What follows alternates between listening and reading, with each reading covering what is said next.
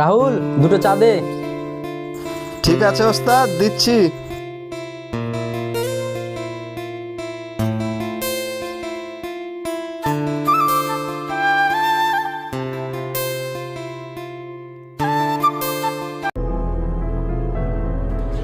গুরু, একটা কাজ পাওয়া গেছে।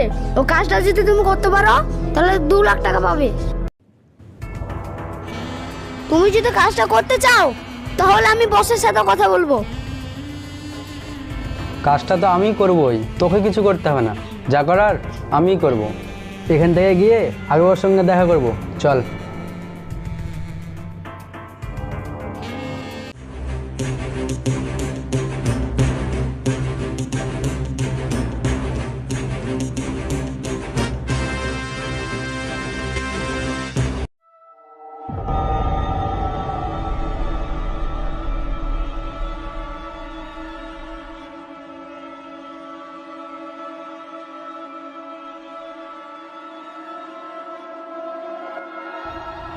আমি জানতাম শামিম তুই আমার কাছে ঠিকই আসবি, এসেছিস। ঠিক আছে তাহলে বস। আমি বসতে আসেনি, কাজের কথা বলেন। ঠিক আছে সাগর, তাহলে কাজটা বুঝিয়ে দে। ঠিক আছে শোন, তাহলে জঙ্গলে একটা ছেলে রয়ে থাকবে, ওর কাছে একটা ব্যাগ থাকবে। ওই ব্যাগটা এনে দিতে পারলে তোর কাজ শেষ। এই কাজটা করতে পারলেই তুই 2 লাখ টাকা পেয়ে যাবি। ঠিক আছে, কাজ হয়ে যাবে। কখন যেতে হবে সেটা বলেন।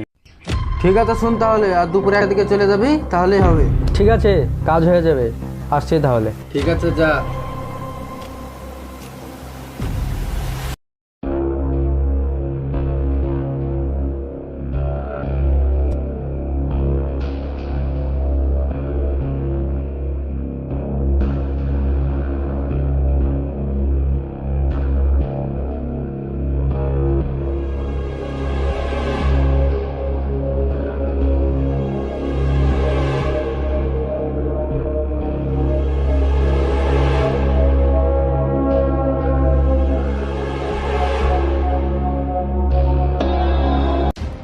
এলে সাগর, শামিমের অ্যাকাউন্টে টাকাটা মেরে দে। শামিম তো এখনো এলোই না, এখনই টাকা মেরে দিচ্ছেন?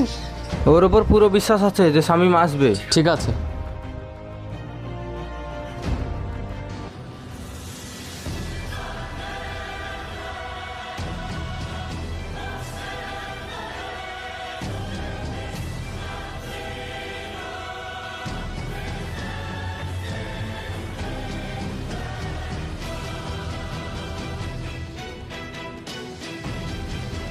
এই না হলে তুই আমার লোক, আয় তাহলে। এলেন বস, আপনার ব্যাগ। কাজ শেষ, এবারে আমার টাকাটা দেন। সাগর কি বলে রে, তোর টাকার কথা তোকে চিন্তা করতে হবে না। একবার তোর অ্যাকাউন্টটা চেক করে দেখ। ঠিক আছে বস, এরকম কাজ যদি আরও থাকে আমাকে খবর দিতে ভুলবেন না। আসছি তাহলে। সালাম ঠিক বস। আছে, যা। চল সুরজ।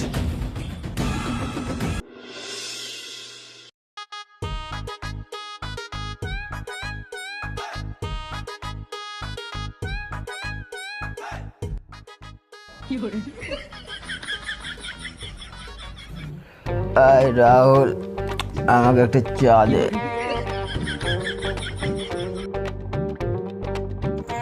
তোমাকে চা দিতে পারবো না, আজ্ঞার অনেক বিল বাকি আছে। আজ্ঞার বিল পরিশোধ করো, তারপরে চা দিব। কি হলে তুই আমাকে চা দিতে পারবি না? আমি যে জানিস তুই দেখবি আমি তোর কি করবো।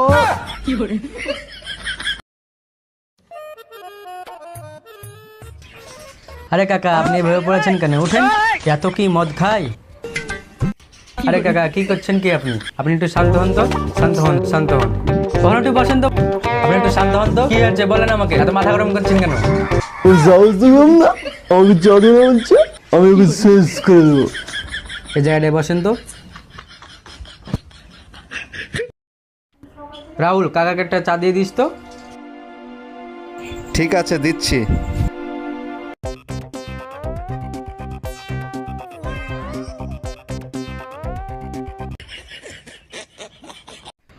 চলেন কাকু, আপনাকে বাড়ি এগিয়ে দিয়েছি।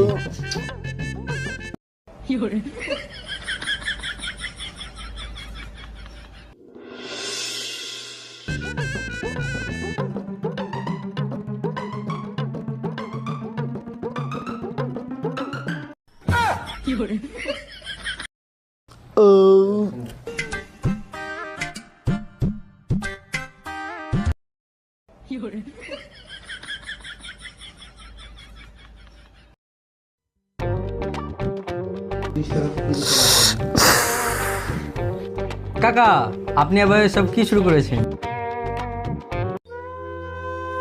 তুমি এসেছো, জানো তোমাকে কেউ ভালোভাবে না, সবাই অবিশ্বাস করে তোমাকে। সব লোকের থেকে তুমি ভালো, তোমাকে সবাই অবিশ্বাস করে। তুমি বিড়ি সিগারেট খাচ্ছ ঠিক আছে, মদ কেন খাচ্ছ? তুমি কি একবার ভেবে দেখেছো তোমার যদি কিছু হয়ে যায় তোমার মেয়েটার কি হবে? কি আর হবে মরে গেলে? তুমি না হয় দেখবে আমার মেয়েটাকে, কি দেখবে না? দেখো কাকা, আমি মরে গেলে আমার কাদার জন্য কেউ নেই, আর তুমি মরে গেলে তোমার কাদার জন্য তোমার মেয়ে আছে, সেটাকে তুমি ভেবেছো? আমি সবই জানি বাবা, কিন্তু সময়ের মাঝে দিয়ে মারা গেছে না, টেনশনে আমি কি করবো না করবো কিছু ভেবে পাই না। ওসব কথা ছাড়ো, চলো তোমাকে বাড়ি থুয়ে এসি।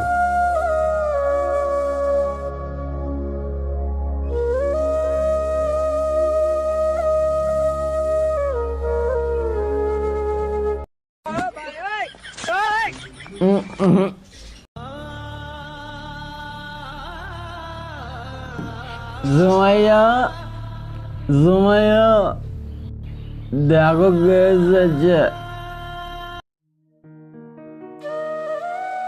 এ কি বাবা, তুমি আবার মদ খেয়ে এসেছো? তোমাকে না আমি কতবার বলেছি যে তুমি মদ খেয়ে আসবে না, তবুও তুমি মদ খেয়ে এসেছো? আরে মা, ও একটু গেয়েছে, তুই টেনশন করিস না, আমি মদ খাওয়া কমিয়ে দেবো। আর সঙ্গে এমন একজনকে এনেছে যে নতুন তুলসী পাতা। আপনিও তো মদ ছেড়ে থাকতে পারেন না, আপনিও মদ খেয়ে নষ্ট হচ্ছেন, আবার আমার বাপটাকে মদ খেয়ে নষ্ট করছেন। কাকে কি বলছিস মা? ও কেন আমাকে মদ খাওয়াতে যাবে? আমি নিজেই খেয়েছি। হ্যাঁ, দেখতেই তো পাচ্ছি কিভাবে সংসারটা চলছে। ঘরে একটা টাকাও নেই, চাল নেই, ডাল নেই, আর তুমি এভাবে মদ খেয়ে বেড়াচ্ছ। আর সংসারটা কিভাবে চালাবো তুমি কি একবার ভেবে দেখেছো? আর তোমার যদি কিছু হয়ে যায় তাহলে আমার কি হবে? আচ্ছা ঠিক আছে, তুমি যা ইচ্ছা তাই করো, আমি আর কিছু বলতে যাব না।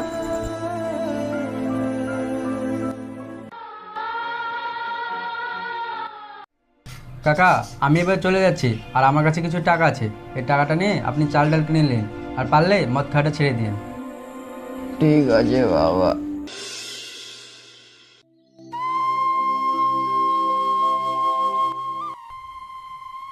ওই